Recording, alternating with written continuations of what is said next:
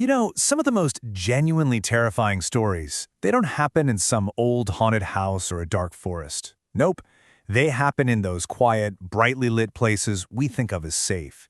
Places where people work all alone at night. Today, we're going to tear apart 4 true stories to show you a chilling 4-stage pattern of fear that just keeps repeating itself with horrifying precision. Just listen to this. A guy said this to a gas station clerk he was stalking. It's not a direct threat, is it? It's something way, way worse. It's him showing her, with this creepy, quiet confidence, that he knows everything about how alone she is. This is exactly the kind of unnerving tone that kicks off these encounters. So, stage 1. This is where it always starts. It's that tiny, subtle moment when the normal, boring hum of a night shift just stops, and you get this cold feeling in your gut that something is deeply, deeply wrong. Let's take a look at the story of a hotel night clerk to see exactly how this unfolds. Okay, so check out the slow burn here. It starts with a weird check-in, right? A little off, but maybe manageable. But then, reality starts to glitch out. The guy's record just vanishes from the system. Then he's on camera, not in his room, but wandering the halls, hiding. And then, he's just there, watching. This isn't some sudden attack.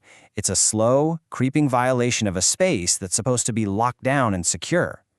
So you see, the real terror here isn't just the man himself. It's realizing that the whole system, the locked doors, the key cards, the check-in process, it was all just an illusion. For 5 hours, this guy had the run of the place, and the clerk had absolutely no idea. The safety was a lie. All right, let's move on to stage 2, and this is where things get personal. Once that breach has been made, the threat stops feeling random. It starts to feel targeted. It's no longer just some weirdo. It's someone who seems to know things about you they shouldn't. This is where the psychological game begins. For this one, let's look at the story of a gas station clerk named Meredith. The guy in this story, a man named Paul, uses this classic, terrifying tactic. He doesn't pull a weapon. His weapon is observation.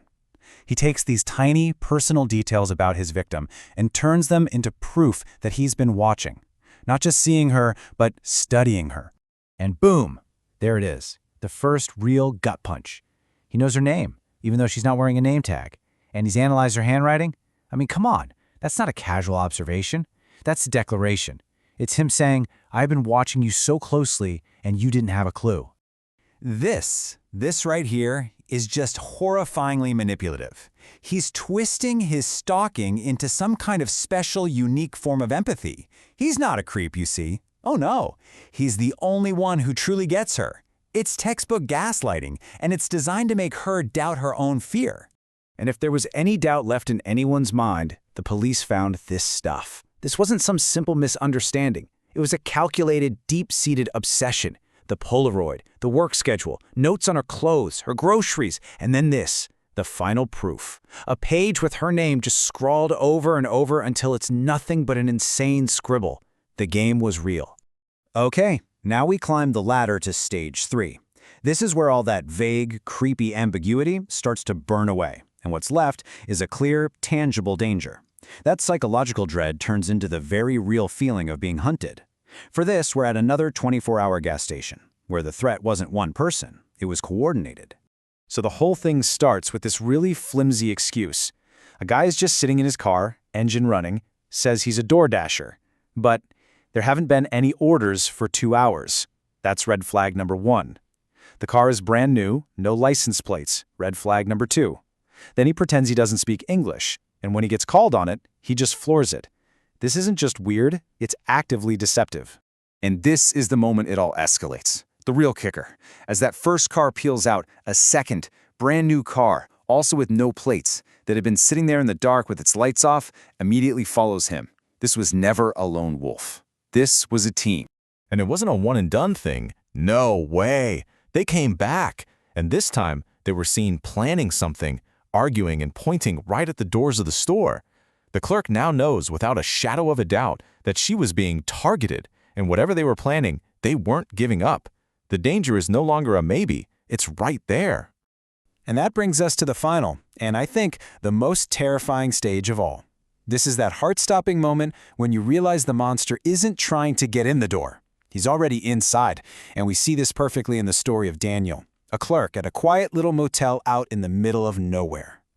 So the setup is almost like a cruel game. The front desk bell rings, nobody there.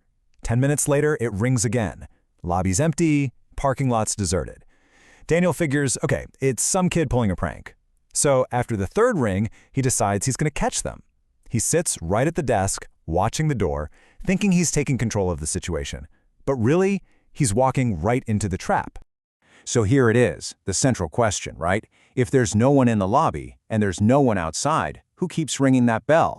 The answer is just the absolute ultimate violation of safety.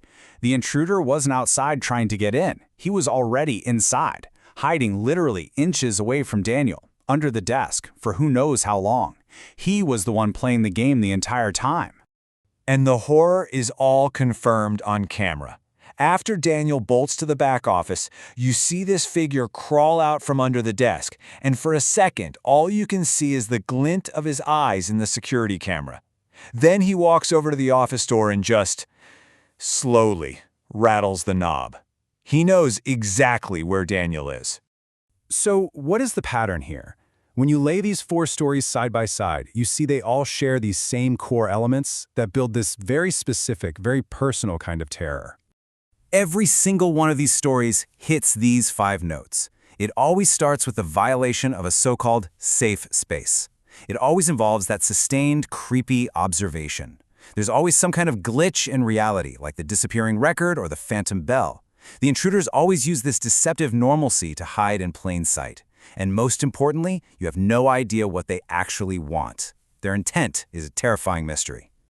Ultimately, when you boil it all down, the true engine driving this fear is the unknown. It's not about jump scares. It is the long, drawn-out, agonizing dread of not knowing who this person is, what they really want from you, and what horrific thing they might be capable of doing next. And that's really the question these stories leave you with, isn't it? The fear isn't just about what happened to these people. It's about that fundamental sense of security that we all take for granted.